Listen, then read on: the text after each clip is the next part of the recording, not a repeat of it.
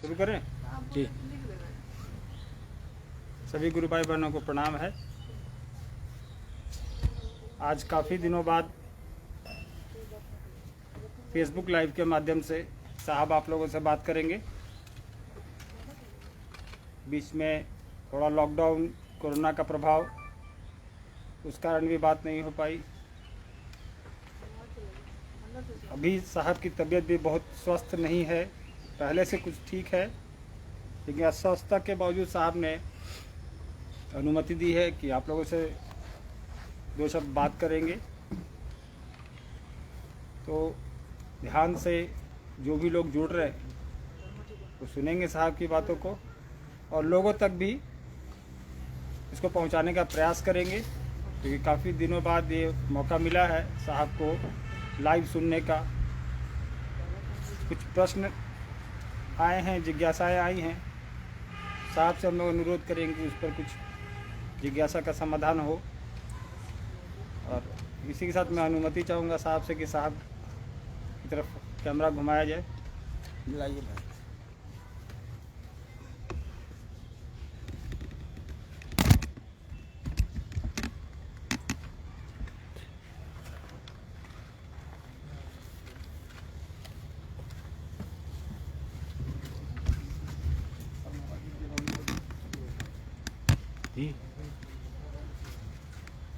एक लंबे अरसे के बाद मैं आपके सामने, बीच में कोरोना का आतंक,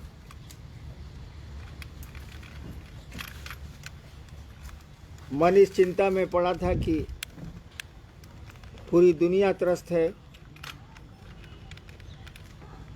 इसीलिए बात करने की इच्छा भी नहीं हुई। शिव चर्चाएं तो घरों में जो होती हैं वो मेरे या आपके, वो तो चलती रही। पिछले बार मैंने कहा था कि मैं आऊँगा, लेकिन कमबख्त तो शरीर साथ दे तब तो। अभी भी बहुत साथ नहीं दे रहा, फिर भी ऐसा मत समझिएगा कि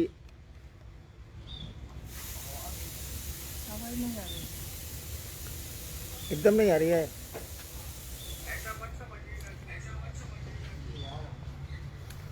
ऐसा मत समझेंगे आप कि कोरोना का संक्रमण समाप्त हो चुका है, वो है। और हमको आपको जो सरकार द्वारा निर्देश दिए जाते रहे हैं या दिए जाते हैं उनका अनुपालन करना चाहिए, वो हमारी आपकी सुरक्षा के लिए। गुरु भाइयों और गुरु बहनों से भी मैं अनुरोध करूंगा कि सतर्कता नहीं छोड़ें। वो 2 गज की दूरी, मास्क है ज़रूरी, हाथों की सफाई ये आवश्यक है। शिव चर्चाएं होती रहेंगी, होंगी ही होंगी। हम आप रहें न रहें ये तो चलेगी। भगवान महादेव की चर्चा है, शिव की चर्चा है, ये तो अविरल है, चलती रहेगी। लेकिन अपनी सुरक्षा आवश्यक है। कोरोना में हमको आपको इसका ध्यान देना चाहिए और सरकार जो कहती है उसका अनुपालन करना चाहिए। क्षेत्रों से कुछ जिज्ञासाएं आई थी पिछले सप्ताह ही, जो मैं नहीं आ पाया, फिर कुछ आई हैं। मैं देखता हूं कि क्या जिज्ञासा आई है, मैंने देखा नहीं है।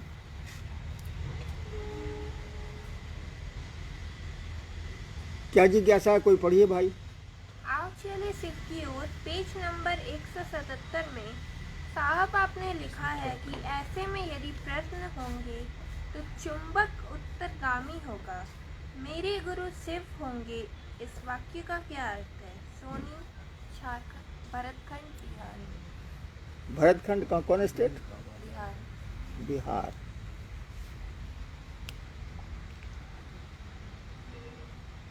एक पुस्तक जो आई है आओ चलें शिव की ओर, उससे सवाल आया है। वो जो शुरू में लिखा गया है कि छोटा सा लोहा का टुकड़ा, विश्व का सबसे भारी चुंबक वो महादेव, वो शिव अगर खींचना चाहेगा तो उस छोटे से लोहे के टुकड़े की क्या बिसात है। अब कांटा रास्ते में पड़े, पत्थर पड़े, फूल मिले, उस लोहे के टुकड़े को तो जाना ही जाना। इधर चुंबक अपनी ओर खींच रहा है तो लोहे का टुकड़ा तो जाएगा ही, लौह खंड तो जाएगा ही। वही मैंने लिखा है कि हमसे क्यों सवाल करते हो बाबू। जो महादेव ने चाहा है वो मैंने किया है, कोशिश करता हूँ कि वो चाहते हैं वो करूँ, और मेरे पास कोई उपाय भी नहीं है। वो चुंबक जब खींच रहा है और दुनिया का सबसे स्ट्रॉन्गेस्ट मैग्नेट है, सबसे मजबूत चुंबक है, तो एक मामूली सा लोहे का टुकड़ा, एक जीव, एक शिष्य क्या कर पाएगा, क्या कर सकता है। तो सवाल हमसे क्यों करते हो बाबू। अगर सवाल करना है तो चुंबक से करो, जो शिव रूपी चुंबक है शिव से करो। हमसे क्या करते हो, हम क्या जवाब देंगे। कोई अपने मन से, मैं बचपन से आज तक तो चला नहीं हूँ, किसी ने चला दिया तो मैं क्या करूँ। नेक्स्ट। जब 3 सूत्र आपके अनुभव और घटनाओं पर आधारित है तो नमः शिवाय से 108 बार प्रणाम की विधा अलग से क्यों करें?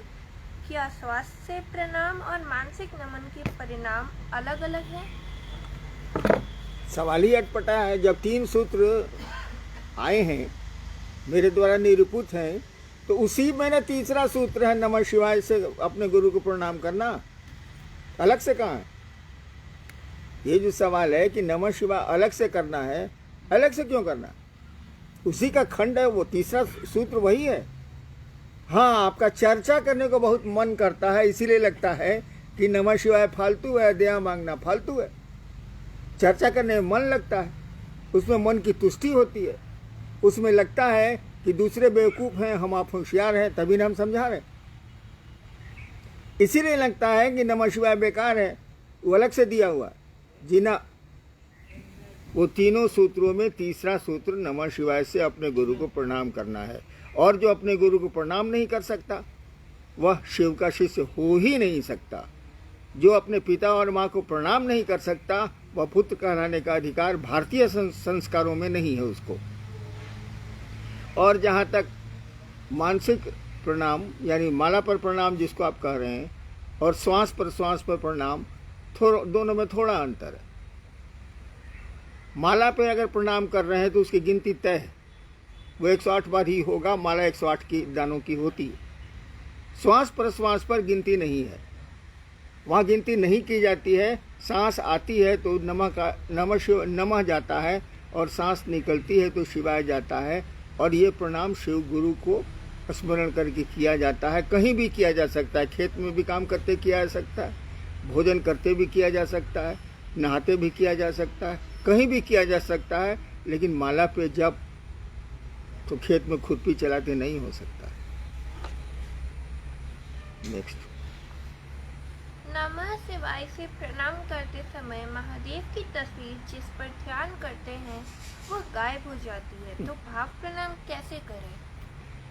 महादेव की तस्वीर जब उनको प्रणाम करते हैं तो गायब हो जाती है। गायब महादेव की तस्वीर नहीं गायब होती है बाबू, हमारा आपका मन वहाँ से हट जाता है। उनकी तस्वीर कहाँ गायब होगी, वो तो कण कण में। और आप जो कल्पना किए हुए हैं शिव की तस्वीर की, वो आपकी कल्पना ही दूसरी जगह चली जाती है, वहाँ ठहरती ही नहीं। और हम लोगों ने ध्यान करने को कहा भी नहीं। हम लोगों ने कहा कि अपने शिव को याद करिए और आप उनको प्रणाम कीजिए। भाव से प्रणाम का मन नहीं हुआ, दिल उनको प्रणाम करे, दिमाग नहीं, बोली नहीं, मुंह नहीं।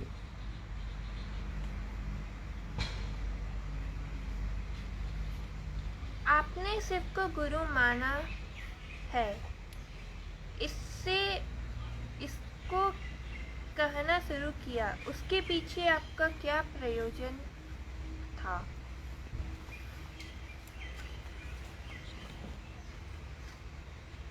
एक सवाल आया है, एक जिज्ञासा आई है। मैंने शिव को गुरु माना और कहना शुरू किया कि शिव को आप भी अपना गुरु बनाएं। इसके पीछे आपका क्या प्रयोजन था या है? देखिए, मैं अध्यात्म के क्षेत्र में बचपन से ही लगा रहा। तरह तरह के अघोरी, तरह तरह के तांत्रिक, तरह तरह के गुरु। योग की साधना भी की, स्मशान की भी साधना की, लेकिन मेरे मन लायक हासिल कुछ नहीं हुआ। मेरा मन क्या चाहता था ये हमको भी नहीं पता। बहुत सारी आकांक्षाएं, इच्छाएं आपके मन को भी पता नहीं होती हैं, जो काल क्रम में आती हैं। जब मैंने शिव को गुरु माना, किसी ने तो कहा नहीं था, कहीं मैंने पढ़ा नहीं था, जब मैंने शिव को गुरु माना तो पूरा अविश्वास था, कोई भरोसा नहीं था मुझको। कहा कि सभी जगह से हताशा मिली थी, निराशा मिली थी, दुख मिला था, तो हमको लगा कि शिव तो शरीर में है नहीं, वो बोलेंगे भी नहीं, तो वहां तो कोई उम्मीद है ही नहीं। लेकिन धीरे धीरे शिव को गुरु मानने के बाद धीरे धीरे जो परिणाम आने शुरू हुए, 6 साल बीता, 74 में, 1974 में, 74 में मैंने शिव को गुरु माना और आया 1980 का साल।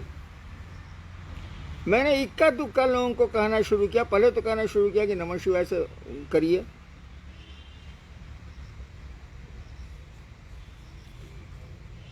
दो साल के बाद 82 में जब मैं मधेपुरा में मजिस्ट्रेट था, तब मैंने कहना शुरू किया कि शिव को गुरु बनाइए।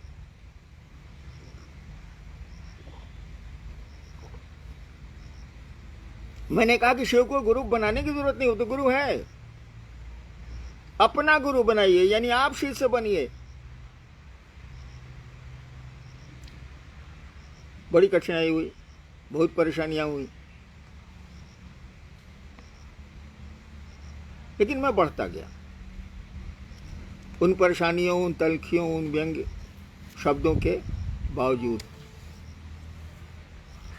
मुझको लगा कि शिव कमाल के गुरु हैं, जो शरीरधारी गुरुओं से भी ज्यादा नजदीक हैं, ज्यादा बढ़िया से समझा सकते हैं। वो मध्य रात्रि को भी समझा सकते हैं, बिछौने पर भी समझा सकते हैं, कहीं भी समझा सकते हैं।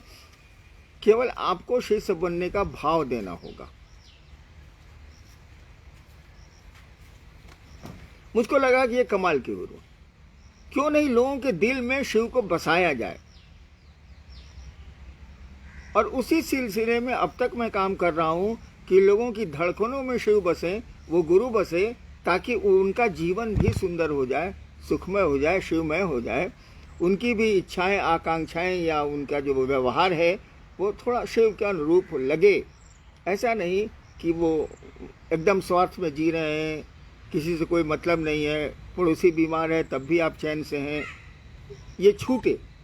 क्या शिव तो सर्वहित में काम करता है, वो तो सर्वमय है, इसीलिए सर्वहित में काम करता है। मैंने इस काम को शुरू किया, धीरे धीरे संख्या बढ़ती गई, और जैसे जैसे बढ़ी मैंने देखा कि लोग शिव से नहीं जोड़ रहे हैं, शिव चर्चाएं जरूर कर रहे हैं, खूब कर रहे हैं। शिव चर्चा रोक दी गई है अभी कोरोना में, तो लगता है कि मैं अकेले में मिल जाऊं तो ये लोग मुझको मारेंगे कि काहे रोक दिया आप। एक आदमी ने तो मुझको सासाराम से फोन किया कि आप होते कौन है शिव चर्चा रुकने वाले। यानी कहने का मानी चर्चा का ये आकर्षण। अगर कहीं चर्चा है और मैं कैंसिल कर दूं उसको तो बहुत बवाल होता है।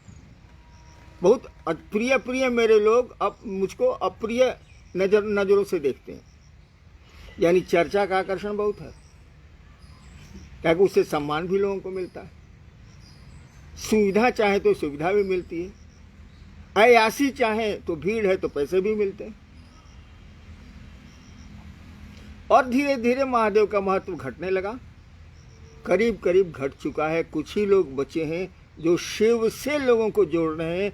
अमूमन लोग जो 20 साल 25 साल से हैं, अमूमन वे लोग अपने से लोगों को जोड़ रहे हैं ताकि उनका क्षेत्र बढ़े, उनका वर्चस्व बढ़े, उनको सुविधाएं मिल पाए, उनको सम्मान मिल पाए। बाकी जो आप समझते हैं समझिए। अपने गुरु तो मेरे लिए बहुत दुख का कारण था है ये कि हम काम शुरू किया था शिव से लोगों को जोड़ने के लिए, शिव लोगों के दिल में धड़के, ये सोच के मैंने काम शुरू किया था। और ये हो क्या रहा है, जो है सो अपनी डफली अपना राग गा रहा है। बहुत क्षेत्रों में देखिएगा, उस आदमी से बिना पूछे उसके क्षेत्र में आप जा नहीं सकते। क्या कि उसका राज चलता है, उसका वर्चस्व चलता है, उसका कंट्रोल चलता है। क्या शिव शिष्य के ये लक्षण है? क्या शिव ऐसा ही करते हैं? वो तो नहीं करते। आप शिव के शिष्यों के ऐसा क्यों करते हैं? बहुत जिलों में देखिएगा लोग कहेंगे कि हम तो 40 साल से वही कर रहे हैं जो साहब चाहते हैं, और बाद में देखिएगा कि पूरे इलाके में कभी उसका राज था, पूरा शासन चलाता था वो। और अभी पूछिएगा कि भैया आपको लोगों को शिव से जोड़ना था, आप अपने से जोड़ लिए, तो आपसे मार करने को तैयार हो जाएगा। एक ही उदाहरण उसको दे दीजिए कि आपके पूरे जिले में आपका आतंक है। आतंक शब्द का मैं प्रयोग कर रहा हूं। आतंक है, आप जो चाहते हैं वही होता है शिव चर्चाओं में या परिचर्चाओं में, तो आपका शत्रु हो जाएगा। मेरे बहुत शत्रु हो गए हैं। इस काम के लिए तो शिव कार्य नहीं शुरू किया गया था। ऐसे तो शिव दिलों में लोगों के नहीं धड़केंगे। आप धड़क रहे हैं भाई साहब, कारण जो भी हो वही हो रहा है। और शिव को गुरु मान के आप चले हैं तो कुछ नयापन आना नहीं चाहिए। आज तक गुरु शिष्य परंपरा में शिष्य लोक खो जाए, परलोक खो जाए, ये नहीं हुआ। धरती मिल जाए या आसमान की अलौकिक शक्तियां मिल जाए या फिर मोक्ष मिल जाए, इसी दो काम के लिए ना गुरु शिष्य परंपरा आज तक पूरे विश्व में चली है। आपका गुरु सर्वोच्च गुरु है, सबसे बड़ा गुरु है वो, उससे बड़ा गुरु हो ही नहीं सकता। वो ईश्वर है, महेश्वर है, वो वह आपका गुरु है। तो आप उसके शिष्य हैं तो कोई नमूना पेश करिएगा ना भाई साहब। आप लोक परलोक के पीछे काहे पड़े? शिव से जुड़िए, आपको लोक भी मिल जाएगा, परलोक भी मिल जाएगा। बहुत शिव से मुझको मिले कि मुझको शिव से बना दीजिए।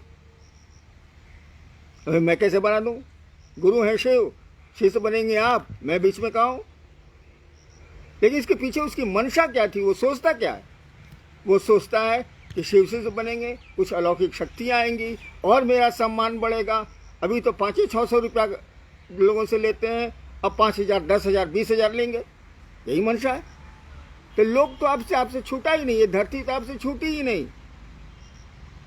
शिव के शिष्य हैं आप, तो शिव को दो लोगों के दिल में धड़काइए ना, उस महादेव को धड़काइए ना, जो आदिकाल अनादिकाल से ईश्वर बना हुआ है, जिसके घर घर में पूजा होती है, वो करिए ना। तो ये जो सवाल है कि हमने जिस प्रयोजन से महादेव का काम शुरू किया था वो प्रयोजन नहीं है अब, कुछ लोगों को छोड़ के। कुछ लोग अभी भी हैं, मैं इसको स्वीकार करता हूं और उनको प्रणाम करता हूं, वो हैं, उनको भी, जो चले गए उनको भी। लेकिन ऐसे लोग ज्यादा हैं जो चर्चाओं को ही शिव समझ लिए। शिव चर्चाएं ही शिव हो गई हैं और शिव की कोई कीमत इनके पास नहीं है, चर्चाओं की कीमत है। अभी चर्चाएं रोकी हुई हैं, मामूली क्रोध है लोगों को, तो रास्ता निकाल लिया इन लोगों ने। क्या कॉन्फ्रेंस करेंगे?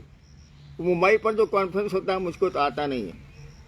कॉन्फ्रेंस करेंगे, बड़े बड़े सीनियर गुरु भाई जिनको आप कहते हैं, मैं नहीं कहता, वो लोग कॉन्फ्रेंस करते हैं, अपने हेडमैन बने हुए हैं उसके। दे मॉनिटर दी कॉन्फ्रेंस। क्या इसका मानिए? हमको समझाइए तो। आप अपने ज्ञान का अहंकार दूसरों पर थोप रहे हैं। आप समझ रहे हैं कि आप बहुत ज्ञानी हैं, इसीलिए 20, 50, 100 को जुटा लेते हैं आप कॉन्फ्रेंस पर। वो दीवाना है चर्चा का, तो आपको मौका मिल जाता है और आप उसको जोड़ते हैं कॉन्फ्रेंस में, टाइम फिक्स किए हुए। मैं इसका विरोध नहीं करता, लेकिन अगर आप जिज्ञासा वाले मन से कॉन्फ्रेंस कर रहे हैं तो करिए, लेकिन आप तो अपना ज्ञान उड़ेरने के ख्याल से करते हैं। किसी कॉन्फ्रेंस में किसी अच्छे गुरु भाई को भेज दीजिए, उसका जो हेडमैन है उसको गाली दे देगा, क्या वो सही बात बोलेगा? हेडमैन को बुरा लगेगा कि मेरे 25 आदमी के सामने हमको बेइज्जत किया ही। यही तो हो रहा। कॉन्फ्रेंस हो रहा है कि मजाक हो रहा, अपने ज्ञान का प्रकटीकरण हो रहा। अरे शिव जो दया के अक्षय स्रोत हैं वहाँ लोगों को नहीं प्रेरित कर रहे हैं आप, वहाँ लोग नहीं जा रहे हैं, शिव से नहीं जुड़ रहे हैं, ज्ञान से जुड़ रहे हैं। ज्ञान हमेशा खतरनाक होता है। कहा जाता है कि ज्ञान के कांटे से अज्ञान को निकाला जाता है और फिर दोनों कांटे फेंक दिए जाते हैं, ज्ञान का कांटा भी गड़ता है। इस सवाल पर मैंने थोड़ा सा कड़ा बोल दिया, माफ़ी चाहता हूँ, कि अब तो मैं मरने वाला हूँ। आप गुस्सा करके भी हमको ज़्यादा क्या कर सकते हैं, मरने वाले को फिर तो मारिएगा नहीं, लेकिन मैं बोलूँगा जरूर, मैं कहूँगा जरूर। और महादेव की दया हुई तो कुछ अच्छे लोगों में शिव व्यक्त होंगे, तब क्या कीजिएगा। अभी तो मैं अकेला हूँ, लेकिन अकेला रहूँगा नहीं मैं। जो लोग आएंगे और आपको कहेंगे कि आप गलत कर रहे हैं, अपने ज्ञान का प्रकटीकरण कर रहे हैं, अपने ज्ञान के अहंकार का प्रदर्शन कर रहे हैं, आप वो कॉन्फ्रेंस में करें या चर्चा में करें आप, और कुछ नहीं है ये। चलिए और सवाल है। अपने गुरु के प्रति कृतज्ञता शामिल करने से क्या तीनों सूत्र सहायक हैं? एक सवाल आया है कि क्या अपने गुरु के प्रति कृतज्ञता, यानी गुरु दक्षिणा का मानी होता है कृतज्ञता गुरु के प्रति, कृतज्ञता प्रदर्शित करने में ये तीनों सूत्र सहायक हैं। देखिए, तीनों सूत्र अगर अपने लिए किए जा रहे हैं तो ये कृतज्ञता नहीं है।